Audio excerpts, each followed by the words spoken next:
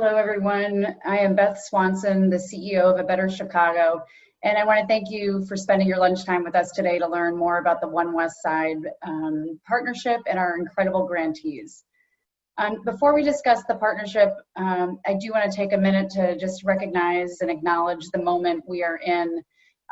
It was an extremely difficult week last week and this past weekend, in a difficult month and an even more difficult year. And it feels like, every day there's a new crisis to which we need to respond. In the midst of this ongoing global pandemic, we continue to also have reminders of the systemic inequities in our country. These overlapping crises have only magnified the disparities that many of us on this call already knew existed, and disparities that A Better Chicago has been working on for over a decade. Our young people need us now more than ever to step up and use whatever influence we have to push for the change that we want to see in our city, in our country, and in our world. That's why I'm so happy to have a little positivity to share with today's event. Today we're spotlighting 5 inspirational leaders who are making futures for our young people in Chicago a little brighter. Some of you might be familiar with A Better Chicago, but for those of you who are learning about us for the first time, I'd like to share a little bit about how this partnership came to be with the Chicago Blackhawks Foundation. So A Better Chicago is a nonprofit venture philanthropy that has been devoted to fighting poverty in Chicago for the past 10 years. We do that by investing in high impact programs and leaders across the city that provide opportunity to low-income Black and Latinx youth. So what is venture philanthropy? So to put it simply, we raise and pool funds from individuals and corporate or philanthropic partners like the Blackhawks Foundation. Then we find high impact, high potential nonprofits that are changing outcomes for young people along the cradle to career continuum. And we invest those funds as unrestricted grant dollars that those nonprofits can really use to grow and scale their impact. We also provide our grantees with something that we call capacity building support. So which are projects that help their organization grow, like strategic planning, developing their board of directors, management training for leadership team, or branding and marketing support. Last, we measure the social impact our investments are having, and we make sure to report that to all of our donors. So over the past 10 years, we've raised and invested $40 million to nonprofits in Chicago, and our funding through our grantees reaches about 30,000 young people annually. So what's special about our model is that anyone can be a part of philanthropy and be part of this work. Because our board generously covers all of our administration costs, so 100% of our administration is covered, every donation goes directly to supporting our communities and our leaders. It goes straight to impact. So whether you give $5 or $5 million, we amplify that impact, and we have a bigger impact for young people in our city by pooling all of our resources together. This also means that partnerships like One West Side can make significant investments in exemplary leaders and organizations to fuel their work so they can expand their efforts over time. So Better Chicago made a commitment in 2019 to funnel even more resources to community-based initiatives and leaders of color who are woven into the neighborhoods they serve. And One West Side allows us to do just that. Before we hear from them, and before we hear from all of our grantees, we do have one special message we'd like to play from our mayor and first lady, who share our commitment to investing in our youth and empowering community-based organizations and leaders in the South and West Sides.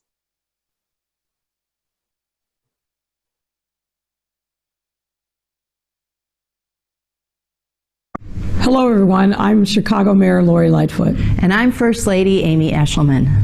And we are both very proud to join everyone in celebrating One West Side's inaugural cohort of grantees, which will equip local leaders and fuel programs and services that enable Chicago's youth to thrive at all stages of life.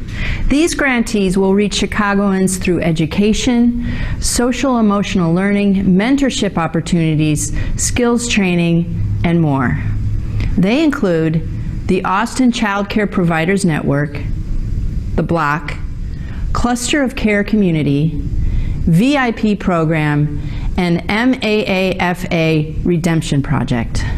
No one knows our communities better than the individuals and organizations working in them. That's why we know we speak for everyone when we say how excited we are by this initiative, which is focused on strengthening those very organizations already deeply embedded in their communities and made up of exceptional leaders poised to expand their impact. We also applaud the Chicago Blackhawks Foundation and A Better Chicago for their work in coming together and bringing this partnership to life.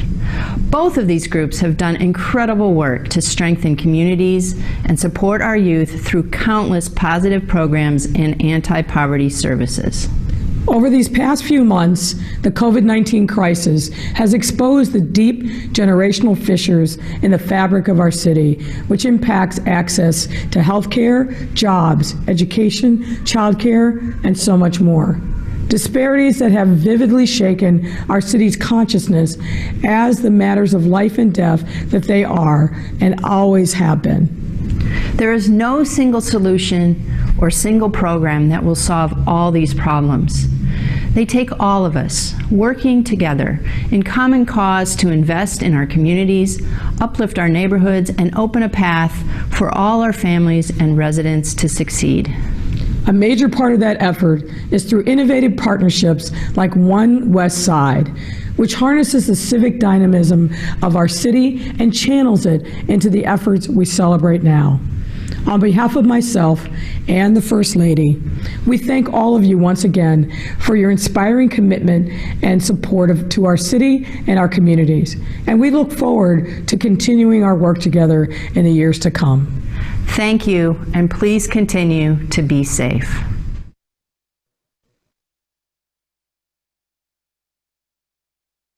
We're so grateful to the Mayor and the First Lady for their continued work to encourage investments throughout all of Chicago's communities, and so glad they could be with us today for a bit. As they said, it takes all of us coming together to solve these complex issues. Chicago has such a strong civic infrastructure made up of philanthropic, nonprofit, private, and public sector leaders, and we hope this effort will inspire future and further collaboration across not only the sector but other industries and spur more investments in leaders like our cohort of grantees that you'll meet today. So again, thank you for being with us. And with that, I'm going to pass the mic to my partner in this work, Sarah, the Executive Director of the Chicago Blackhawks Foundation, who is also celebrating a birthday today. So I'll embarrass her and say, what a fantastic way for us to all celebrate you today, Sarah, and thank you for being a part of this great work. Thank you, Beth. Thank you for those birthday wishes also. Hello, everyone. I'm Sarah Guderian, the Executive Director of the Chicago Blackhawks Foundation and Blackhawks Vice President of Community. The Chicago Blackhawks Foundation work has never been more relevant to both the urgent and long-term needs of our community, as the pandemic's effects expose significant inequalities in access to healthcare and economic opportunity around this country and right here in Chicago. Over the last 6 months of this unique and very challenging year, we've been focused on COVID-19 relief and neighborhood recovery efforts. From deploying immediate financial resources to address acute needs, to saluting those on the front line, and to partnering with the city and other sports teams to educate and encourage each other, we are committed to doing all that we can to leverage our resources and our platform. And as one community, the team and foundation together remain steadfast in our ongoing long-term commitments to invest in Chicago's youth, support local families in need, and honor the sacrifices of others. As part of this, the Chicago Blackhawks Foundation mission specifically is to create a healthier, smarter, and more secure world for our children and families. And we do this with a focus on providing programming and resources to underserved youth and communities. One West Side is about coming together to invest in those who know their communities best, leaders from the West Side creating opportunity for the West Side. It pairs the incredible platform of professional sports with A Better Chicago's philanthropic expertise and management resources to support our neighbors who share in the Blackhawks' deep commitment to the communities around the United Center. As Beth mentioned, our goal is not only to make an impact, but also to inspire. We're so incredibly proud to be part of this unique collaboration, but we truly hope this partnership does not remain unique for long, and that those of you listening today from private businesses, community organizations, local government, and more join with us and collaborate across industries and leverage your own unique strengths and resources to partner with leaders who are making a real difference in their own communities. I can't wait for you to hear from these exceptional leaders. So I'll introduce you to our moderator for today's panel, my colleague, Jamal Mayers. While Jamal's hockey career and accomplishments are incredibly impressive, including as a member of our 2013 Stanley Cup Championship team, it's his post-hockey career that I'm most excited to share. Jamal serves as the Chicago Blackhawks Community Liaison, a role that integrates him in our youth programming and Fifth Third Arena and in schools and communities across Chicagoland. Earlier this year, he published Hockey is for Me, a children's book that celebrates cultural diversity in hockey and strives to foster more inclusive communities. And he was also recently just named to the Player Inclusion Council as part of the National Hockey League's efforts to combat racism and accelerate action-oriented solutions that positively impact access, opportunity, and experiences that underrepresented groups have in the game and in the business of hockey. Take it away, Jamal. Thank you so much, Sarah, for that warm introduction. And again, happy birthday. I'm honored to be a part of this discussion with these 5 incredible local leaders.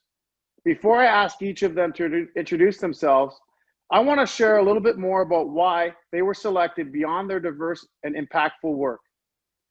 Our 5 One Westside grant recipients share notable strengths. They are deeply embedded in the community with a distinctive commitment to Chicago's West Side. They are led by passionate individuals poised to take their work and impact to the next level. And they are committed to the holistic needs of participants and focused on outcomes that matter for long-term success, collectively creating opportunity for youth to thrive from birth through young adulthood. With that, let's welcome in the inaugural cohort of the One Westside grant recipients to tell us a little bit more about themselves and their organizations. We'll start with Jamal Cannon. Thank you, Jamal. I am Jamal Cannon, founder of The Block. We spread the love of boxing to provide resources and opportunities to Chicago's West Side communities. So boxing allows us to attract young people who are traditionally ineligible or uninterested in the outlets that are available to them. And because of the relationships we're able to build with them, we can figure out what other needs we can help meet. So every kid who comes to our program gets mentoring and tutoring. We go on college trips. We even started a food pantry based on the feedback that we've gotten from our community. And every young person in our program has graduated high school and been accepted into college. And we're excited about spreading that impact and reaching even more youth with our partnership with A Better Chicago and the Chicago Blackhawks. Thank you, Jamal. Thanks, Jamal. And next we have Pastor Phil Jackson. Hello, everybody. I'm Pastor Phil, founder, executive director, or CEO of the Firehouse Community Arts Center right here on the west side of Chicago in North Lawndale. And we interrupt the cycle of violence through the life of youth and young adults in North Lawndale through the power of arts and faith. And we begin to meet young people right where they are to take them on their own journey with our navigators who are our professional mentors. We have partnerships with various workforce development opportunities, but it's really about an awakening in the life of young persons that they can finally clear the air of the violence and the reputation that has preceded them, that they can live a full and fruitful life. Thank you, Pastor. And next we have Aisha Jaco. Good afternoon, everyone. My name is Aisha Jaco, and I serve as Executive Director for Westside United. Our big, hairy, audacious goal is really rooted in decreasing the 14-year life expectancy gap that exists between Chicago's Loop and 10 Westside communities. And so our approaches are rooted in making sure there's equity and access to health and healthcare, education, that there are economically viable options for Westside residents via small business grants, social impact investing opportunities for businesses and corridor redevelopment, and us also thinking through ways that we can be innovative by hiring locally from the West Side through our health centers and also partners, and then thinking through how we provide means of equity as it relates to education via internships and our new cluster of care hub, as well as being intentional about the neighborhood and built environment. So we want to make sure that our communities on the West Side have access to food, that they are safe, and that they have opportunities that make the West Side stronger. Thanks so much, Aisha. And next we have Marshall Hatch. Good afternoon, everybody. Marshall Hatch Jr. I'm the executive director and co-founder of the Ma'afa Redemption Project. Ma'afa is Kiswahili for the great disaster or the great calamity. Historically, it's been a word that has been used to describe the effects, the impact of systems of oppression in this country. So the Ma'afa Redemption Project is simply a faith-based residential institute. We invest in young men of color, ages 18 to 30, and the philosophy is based on Maslow's hierarchy of needs. We want to take housing off the table, employment off the table, job skills training off the table. Of course, the lifeblood of it is mentoring and spiritual life coaching. But we believe that the young men that we serve are potential leaders. They are the architects of not only their own futures, but the future of this city and this country. And so our stated goal is to improve the quality of life for these young men and their families so that we can create a better future for the coming generations. Appreciate that, Marshall. Thank you. And now we have Ruth Kimball.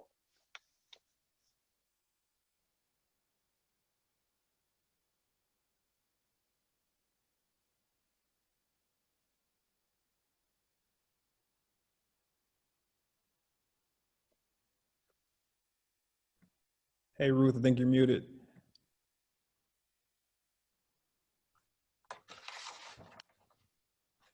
There you go. I'm the executive director of the Austin Child Care Providers Network for 62 child care providers in the Austin area and throughout the city of Chicago. We provide training for child care providers, technical assistance, and we service 1,200 children. Our goal is to transition our children into kindergarten so that they are prepared to read at the age of 3. Thanks, Ruth. And thank you all for being here today to share more about this incredible work. A quick reminder to our attendees, if you have a question for our panelists, you can submit those questions at the section at the bottom of your screen, and we'll try to get to some of those at the end of the panel. Well, this is a question for everyone, but part of this investment is not just in the organization, but it is you as leaders. Can you each tell us more about your personal motivation for the work you lead? Thank you for the question, Jamal. I'm a product of the West Side, West Garfield Park and Austin in particular. And I grew up admiring just extraordinary leaders in my own community. My father is one of them. I was fortunate to go to Bates College for my undergraduate studies, and it was at Bates where I was introduced to the legacy of a guy named Dr. Benjamin Elijah Mays. And you all may know that he was the president of Morehouse for 27 years. And it was there where he met a young kid named Martin Luther King Jr. And King later described Mays as his intellectual father. And so Mays saw himself as a developer of leaders. And so the more I learned about his legacy, the more I wanted to adopt that as my own. And so when I moved back to Chicago after college, I worked at Urban Prep Charter Academy for 3 years. And after that, went on and invested in myself at the University of Chicago Divinity School and the School of Social Service Administration. And in 2017, my father and I, we co-founded the Ma'afa Redemption Project. And that was the goal, you know, just as Mays saw himself investing in leaders, my father and I, we saw ourselves investing in leaders. And so that's why we wanted to pinpoint that age group, 18 to 30, Black and brown young men, because we thought that the way that the structures of this society is set up, a lot of those gifts, those aspirations, those talents that exist in young men like the men that we serve have been squandered. And so we wanted to create really an oasis of opportunity for them. And that's the work that we do. Could you repeat the question again, Jamal? Yes, of course. Part of this investment is not just in the organization, but in you as leaders. Can you tell us more about your personal motivation for what you do? So the motivation for me comes similar to where Marshall shared that in my own growing up in the projects, I grew up in Kansas City, Missouri, and moved to Chicago in '93. Didn't have anyone there to really hold me down and challenge me and walk with me. Challenges with home and different things like that kind of pushed me away, and yet had to kind of find my own way. And so my own desire and passion is that there is some real touchable face, some real tangible impact of what a young person's life can really look like as others who really care about their personal destiny and direction can walk with them, right? Versus walking with them for a certain agenda or walking with them to get certain data, certain information. Our commitment is for a lifetime as we walk with young people for 10, 15, 20 years as they begin to see themselves in the people and the young leaders that we believe that they already were, just speaking life unto them in this way. And so we do that through taking them out of the regular routine of things and engaging them in different aspects of the arts, from culinary arts to dance to film to audio engineering.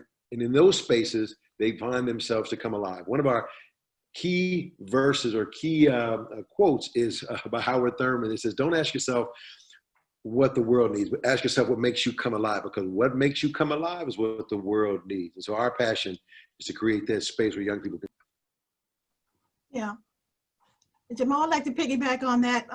What motivates us is we work with 62 small businesses in Chicago, and we are challenged now because of COVID and some of the other issues. But my motivation is to keep these businesses open. All these small businesses are at stake of closing because of lack of funding. So that's what my motivation is. And if I could jump in, oh, sorry. Absolutely. I was just going to say, similar to both Marshall and Pastor Phil, my motivation comes from home. My father, who was an activist, an artist, had a pledge for me and my siblings, which was to make our communities better than we found them. And then my mother migrated to North Lawndale in the 1960s during the final wave of the Great Migration North, with my grandmother being in search of better education, better jobs, better access to care. So me growing up on the West Side, having a lived experience, this is important for me because it gives me an opportunity to work with my peers to deliver on the promise that so many West Siders have been in search of through their respective journeys to find equity in education, healthcare, jobs, etc. So to come together and unify under one umbrella as one West Side in the city of Chicago is very important to me personally, being a West Side native and having some experiences that were beneficial that can be leveraged to make sure that equity thrives across all the work that we do. And if I can round us off here, as a non-West Side native, I moved to the West Side of Chicago in 2013. I was just astounded by the level of talent that's here, that's not being cultivated to its highest potential. So that gets me up every morning because I know that there's so much greatness here that isn't recognized, and we've got to help that come out. Well, I can say this community is extremely lucky to have leaders such as yourselves and what you bring to the table. While we're proud of this unique partnership, we certainly hope it does not stay unique for long and inspires other partnerships and community investments. What kind of impact do you all see this investment and access to these resources make for your organization? It's a great question. One of the things I've learned as being a practitioner, direct services, I'm going to the guy's house, I'm going to your school, I'm going to jail, I'm snatching you from your mama, has been a learning curve to actually lead an organization. Now, because you can make a good pizza doesn't mean you can run a good pizza restaurant. So a part of the work for me is challenged to push back from the direct services and tell all the young guys, look, you have to call your leader, you have to call this navigator, this mentor, you have to call this person. So a part of that is, how then do we establish this organization longer than Phil Jackson? How can this place be around 100 years from now? When people, great grandkids come through, I remember that place when we was doing this. And It made an impact on my life. So I think the curve for me and the opportunity that this brings to enable us to be able to reach more young people, more creatively and impactfully for a long period of time, because we've established a real solid foundation. And oftentimes when there are practitioners who do this work, there is often not limited foresight, but just there's no one around to say, hey, have you thought about how you manage your finances? Have you thought about how you navigate leadership? How do you have your one-on-one evaluation? Stuff like that I was never fully aware of because I'm on the block grabbing these guys. And so that's the key, I believe, in the strength, that this frees me up to breathe, to know this will be around through these established partnerships and the training of that. And I definitely agree with that, because I think we all got to this point because we're great at programming. And because we're great at programming, we've had to learn to do all these other things to sustain our programming. And I think one of the beautiful things about this partnership is we are valued for that programming ability. Now, oftentimes when we end up in partnerships, we either get the strategic advice or we get the funds. So we can get the strategic advice without the funds to carry it out, or we can get the funds without the strategic advice. And this partnership with the Better Chicago and Chicago Blackhawks fuses those two things together in a way that we can reach our full potential as organizations as well. Wonderful. And Ruth, what's the importance of reaching children early and preparing them for kindergarten and elementary school? Because, for example, we have the e-learning kids at our centers now, and a lot of these kids are not reading. So what we want to do is align curriculum with CPS so that we are on the same path that helps the children by the time they get to be third grades to be reading. That's what's so important, the third grade reading.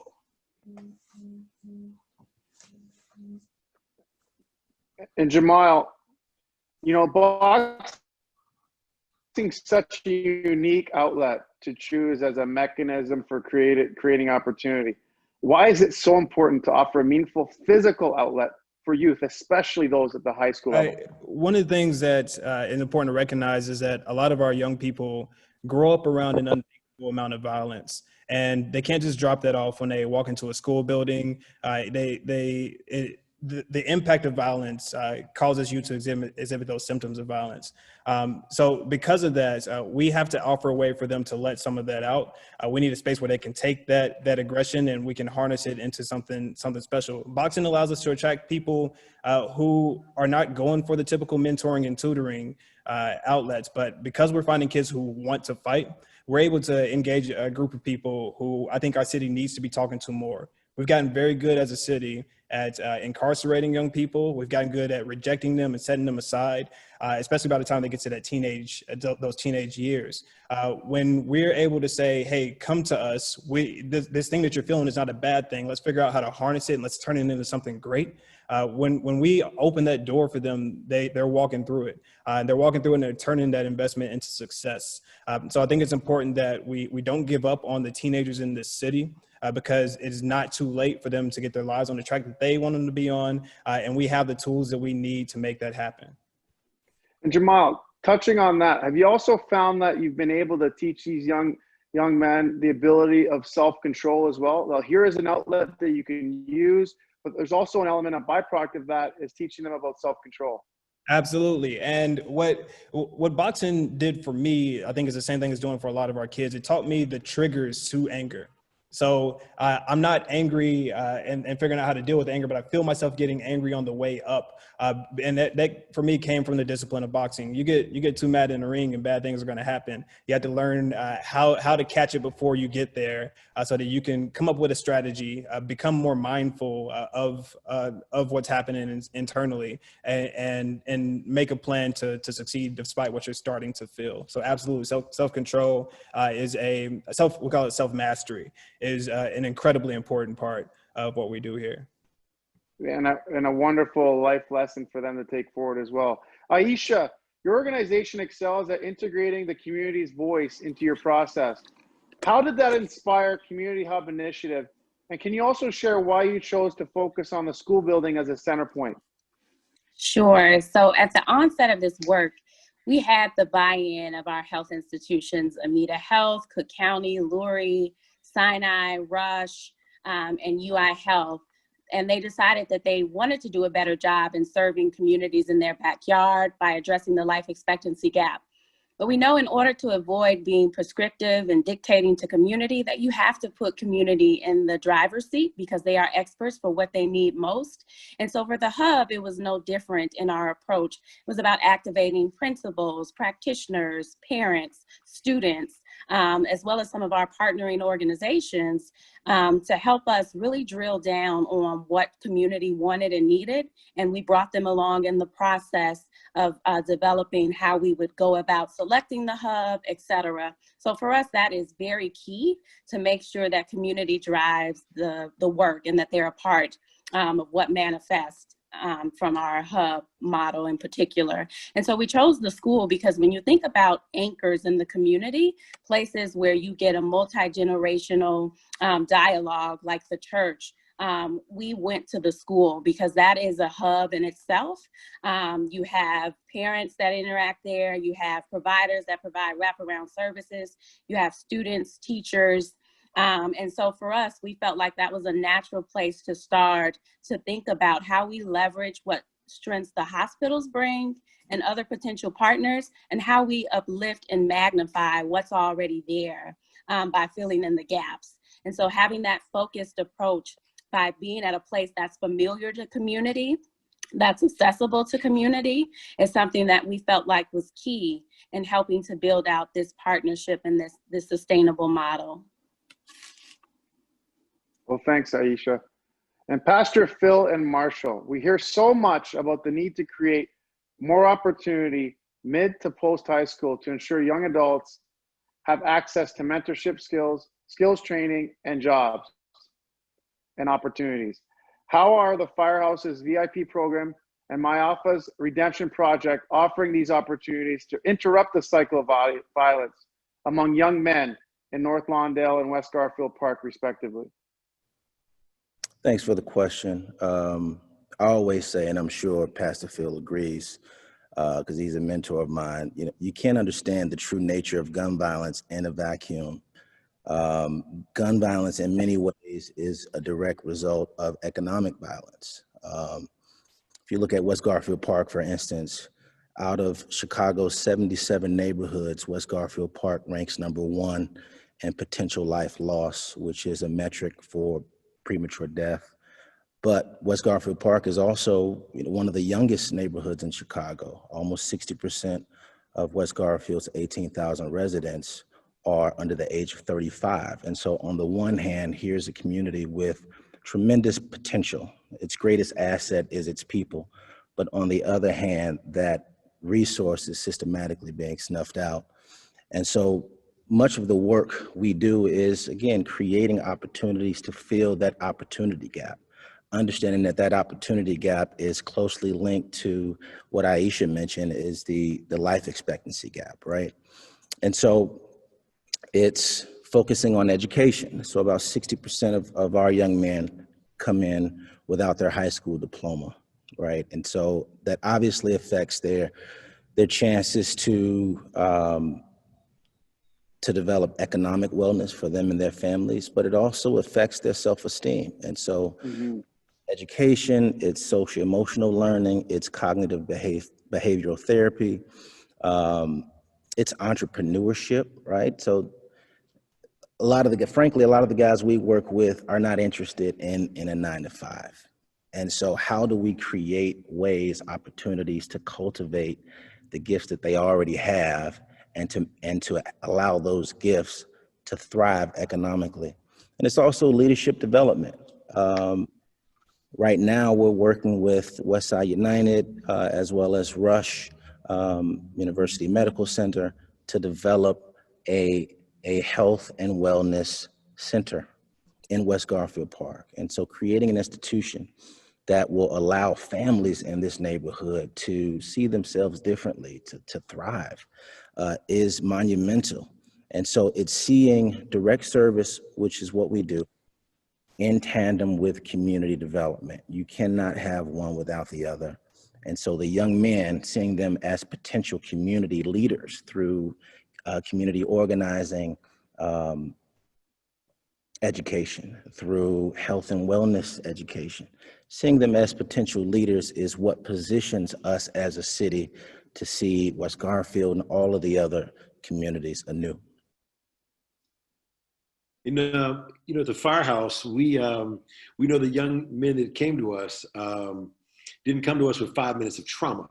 They came to us with 10 years, 15 years of trauma. One young man we work with, his grandmama showed him how to bag the weed up at 5 years old. So he's going to be on a pathway from home to be selling weed when he got older, right? And so our commitment is to journey with young people for a long period of time through our, VIP work that we do, right? We believe that if you can't see it, you can't be it. So our navigators, our professional mentors are going to homes, having sessions, cognitive behavioral therapy in the homes of young men because of their own safety of coming out of their house. So it doesn't matter if you're in this building with us right now, we'll come to your house. And we have several situations like that. We have a couple of different other locations where we meet young people at because it's safer for them to meet them. And once they recognize we're coming in your area, your space, there's a breakdown emotionally and socially where they're not as relationally resistant and they recognize that the depth of care that we have. Then begins to be the reality of my identity can't be shaped upon my past or the violence that I've been a perpetrator of or been exposed to, and then gradually begins to move the clouds out the way for them to recognize their own potential. Because jobs can be accessible. I mean, whether you work a temp job or you work somewhere else, but a pathway to your own potential are not as connected to work. So once we begin to unpack that, then employment, entrepreneurship, other endeavors begin to be a lot more courageously endeavored and pursued.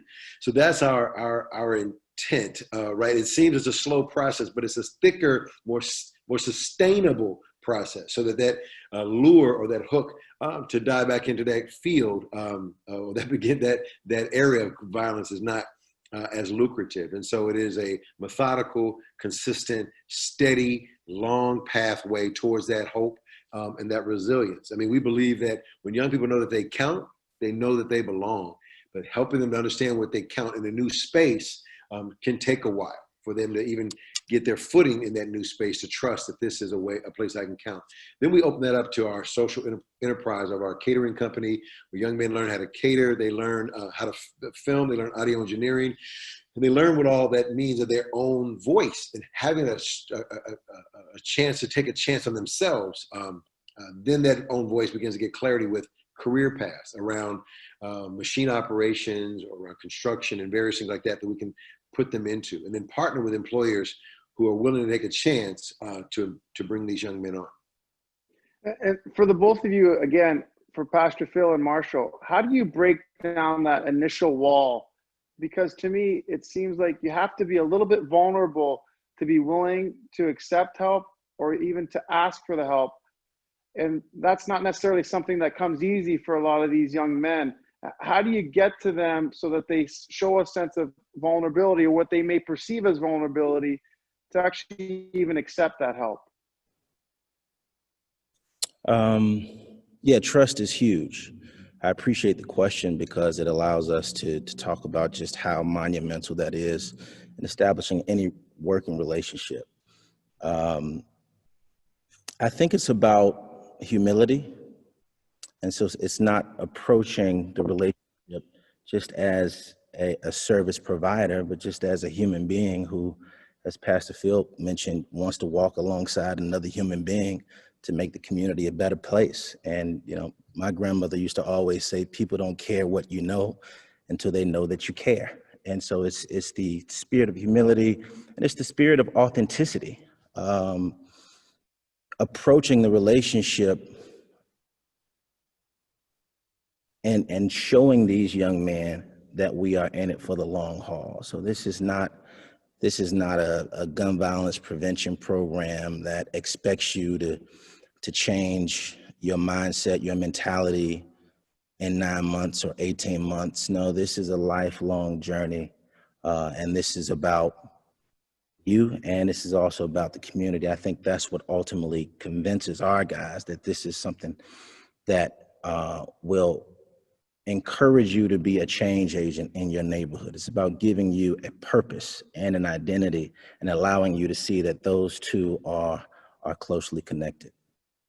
I mean, the reality of that depth of another man, a Black man, connecting with other African-American young men is far and few between. Our young men circled up one time and we were talking about what is it that you see has been most potential, most impactful in your life? And they say, y'all don't want anything else from us but the best. And so in the midst of that, the reality of having guys to say, the guys that do want something from them, they want to shoot somebody, smoke some weed, do this, y'all have nothing but pure intention. And so for them to recognize that, that's taken a lot of vulnerability from our staff. Marshall's got great leaders that are from the neighborhood that they know every nook and cranny where these guys go. And so you can't wiggle out of nothing because I'm here for real with you because I'm from where you're from. And so you have what we call license to operate when you have that kind of engagement, and you can expedite the connection quicker, and that rapport goes deeper because of that rapport, that connection from where you're from. And so doing that is like a 15-round bout. You box and you go in it. By the time you're in the 15th round, they're like, okay, I quit. How do I need to be living in a way that is going to bring that success? Because you beat down all my other excuses, my objectives, and now I'm ready really to live and believe the fact that I can live this way. Once that happens, it's over with. It's over with. I mean, we got guys right now. One young guy now is working with Senator Elijah Cummings in D.C. getting his master's degree. But he was a young cat on the street. So, but that took 10 years to make that happen. Right. So it's that kind of tenacity of faith and tenacity of hope that we believe. We have like a fire hydrant, right? As a firehouse, we believe you put a young man in front of a fire hydrant for 15 years, then they finally get up and be like, yo, I'm wet.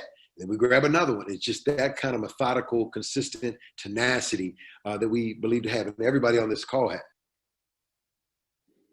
Amazing. And then it's all that work that you do and the consistency. It shows that authenticity and that realness that there's no question they have to feel it. This is for the whole panel. What's the most rewarding aspect in seeing the growth among youth you serve, or the impact your work makes? First off, Pastor Phil, I appreciate the boxing reference. Always down for those.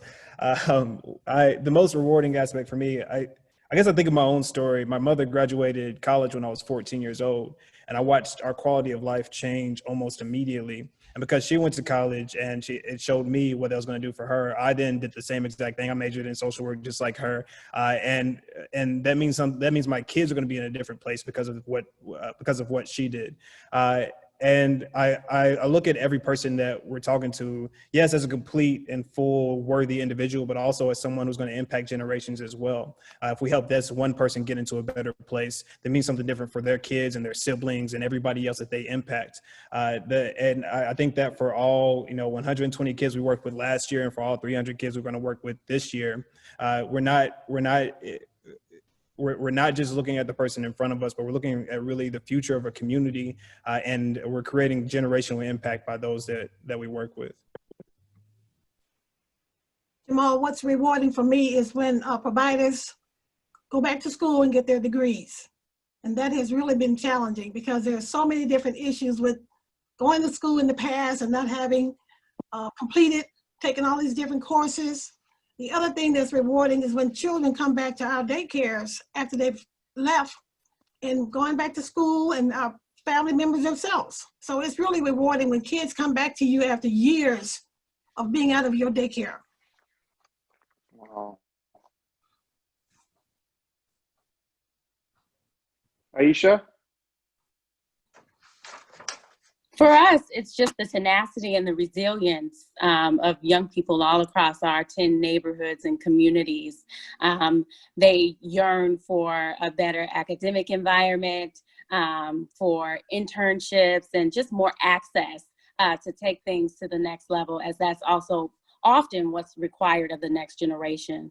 So for us, we work in partnership with a lot of organizations, but one that comes to mind is Free Spirit Media and our Social Change Communications Fellowship, where we're arming young people who quite naturally, as mentioned by some of the other panelists, they know the lay of the land, they know their community, they know how and what they are going to react to from a communication standpoint. So we provide a stipend for them to help us tell our story as a nonprofit that seeks to serve the West Side. So they are our griots and curators. And so for us, that's just one example of how you partner and exemplify talents that are already existing in some of our communities that have the highest disparity. There's also duality where there's light and hope. And so for us, we really want to tap into that and build upon what's already there. And that's just one way in which we do it.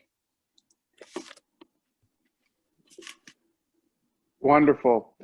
So- And this is for every. Oh, no, go ahead. Oh, and this is for everyone. What are your hopes for your organizations in your initiatives growth trajectory? What would you hope to be true in 10 years?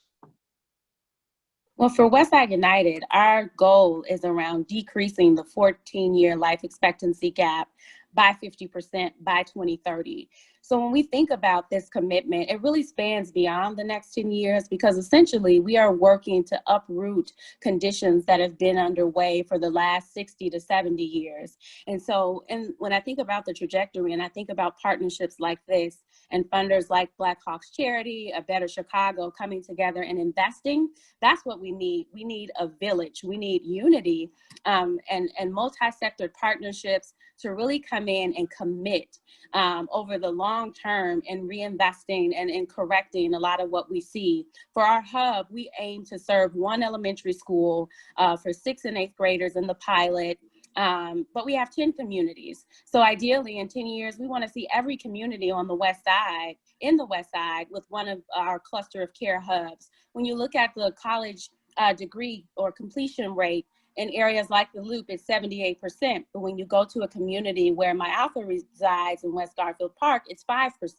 If you fast forward 10 years, our 6th and 8th graders will be college age, young adults, and we want them to help raise that percentage of graduation, in 10 years as well. For college graduates, we want them to be able to have access to equitable care, access to jobs, safe communities in 10 years. So for us, this partnership is really a staple in allowing us to reach that goal. For us at the Firehouse, I would desire that in 10 years that folks in K-Town can walk to the east part of Lawndale and not feel any issue, right? Folks from the north side of Lawndale can walk to the south part of Lawndale and feel no issues, no ops, no tension. And the reality of that happens for us, I believe, when we begin to see some of our staff to reflect the areas that have been most challenged with violence, right? So our staff, I'm out of here. Staff is here are from those areas, from that history, but have a passion to create a holistic unity of peace in North Lawndale, where those tensions were high. They are saying, no, there's peace throughout the entire land, the holistic shalom through employment, through holistic connection, mentoring, that the staff of this building are from those areas, creating that level of peace on a regular basis with opportunities that create success academically and some real deep efforts through systemic shifting from housing to employment and economic development in North Lawndale from those aspects. Yeah, our mission is to have a palette across the city that connects the curriculum for pre-K to kindergarten, and to have this as a model because it's needed, and to engage other networks and associations of childcare to work collectively together to build on quality childcare and pre-K services. In 10 years, it should be easier for a young person to join the block than it is to get active in any street gang. It should be easier to join the block than it is to sit in mediocrity. It should be easier to join the block than it should be to waste away at their potential. So in order to do that, we need to have a presence in the West Side neighborhoods that we're targeting. We need to expand our staff with more people from the West Side of Chicago, as Pastor Phil was speaking of. And we need to continue to be accepting of all people, no matter where they come to us at, so that we can help them get to where they want to be. I'd say that maybe the most pressing concern amongst residents in West Garfield Park is gentrification and displacement. I think in 10 years, our vision would be that the residents that are here now are still here, but that we see the structural changes that are necessary in the city, that all folks from all different sectors, the business community, the community-based organization community, the resources that are needed in communities like this one are here, and that the residents stay here as well. I mean, I'm encouraged because on a given day, we may have someone who lives right on Washington Boulevard ring our doorbell and drop off business clothes because she heard that one of our young men has a job interview the next day, or the police car drives down the street, honks their horn and waves because they believe in what we're doing. I mean, it's those kind of illustrations that encourage me that the community is kind of changing from within. Pastor Phil talked about hope is indispensable. We all know that there's a lot of despair, a lot of hopelessness, a lot of challenges, but everyday people coming together to reimagine what communities like ours can look like, and then pooling their resources, their ideas to create it. That's a beautiful thing. Absolutely. And finally, for the entire panel, I do have this question that has come through, and it has to deal with what leadership opportunities are there specifically for young girls, adolescent girls, girls that are younger girls as well, to empower them, to give them a sense of worth and value as well, and give them opportunities to see beyond their 4-block radius. There's an organization in North Lawndale called Wyman, Young Men's Education Network, that started off reaching young men, mentoring them, guiding them through high school, elementary school. That has also started Pearls. And that organization, so now it's young men and young women through Wyman. And they haven't altered the name because of the history, about 20-something years it's been around. But Wyman and Pearls is a group that both works with young men and women, and they have different leaders for both. We're also working on drawing up a girls boxing program that infusing leadership lessons as well. As a part of that partnership, a group of young women from the west side of Chicago are going to go and join a partnership with a boxing gym in South Africa to learn some of the leadership practices that were employed there, so that we can bring back to Chicago and work on them here as well. Yeah, we just employed 3 youth from the CYEP program to work with our e-learning students. So they obtain jobs. So that's what we work on, trying to train them to be business owners. And for Westside United, all of our programs are encompassing for our internship programs in particular. And as we build out this hub model, we can definitely look around or at wraparound services that are inclusive of STEAM or STEM programming. And then I'd also like to point out Move Me Soul Youth Dance Company. They're based in the Austin community at the Austin Town Hall. But they also have a myriad of Gallery 37 programs across the city. And that's a great training ground for young ladies, especially, and young men, to help build their capabilities to be good students, future employees, future artists, future curators, etc. Shameless plug. My office has a sister program called Beautiful Seed. My sister, Kenya Joyce Hatch, she's the founder of Beautiful Seed. It focuses on young women ages 13 to 19, self-esteem, college access, and enrollment. Our work at the Firehouse works co-ed wise in our violence prevention. So there's about 50-50 with young men and women engaged in our various other aspects of the arts. Young men and young women who are not perpetrators of violence but are exposed to it are engaged in our violence prevention, are called Spark Arts. Thank you all. I do have one more question for everyone. It seems that all of these incredible organizations have some interesting and important overlap. Will there be an opportunity for you guys to all work together and perhaps strengthen one another where it's appropriate? Absolutely. Definitely. Yes. Absolutely. I think that's the power of partnerships like these, is that it brings us all to the same table.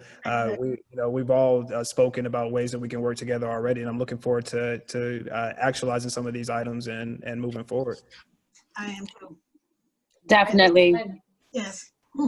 I would love just to add that is honestly, that's a critical component of the model here. So it's not just the unrestricted grant dollars, but it's the bringing together of the leaders in the cohort. And so, supporting and connecting the leaders in our portfolio, not only in this cohort, but all of the other nonprofits that we've served over the years. We strategically bring them together, support them, bring additional capacity building dollars to the table. And honestly, A Better Chicago has learned a ton over these last 10 years from the leaders in our portfolio with what they're grappling with, what the challenges are they face at different points of growth. And then we come in with additional resources to help them through that moment. So we look forward to doing that with this group as well. And I'll just say too, part of what was so exciting for the Blackhawks is not just this partnership with A Better Chicago, but to get to know this whole cohort. And I have, colleagues from marketing to all kinds of different teams saying, how can we help and support? What can we do, across any number of needs that the individual organizations have, or collectively, how can we fully leverage our organizational assets to support the incredible work that you're doing and your growth as leaders. Take that. Thank you. Well, that's all the time we have. I'd just like to thank everyone on the line for joining us. And I'd also like to thank all of our panelists, amazing leaders, amazing to hear your stories and all the great impact that you're making. And thanks for sharing your stories today. If you want to learn more about the partnership or the participating organizations, please visit abetterchicago.org or blackhawks.com//One West Side. Again, that's blackhawks.com/One West Side. Bye, everyone. Bye. Bye.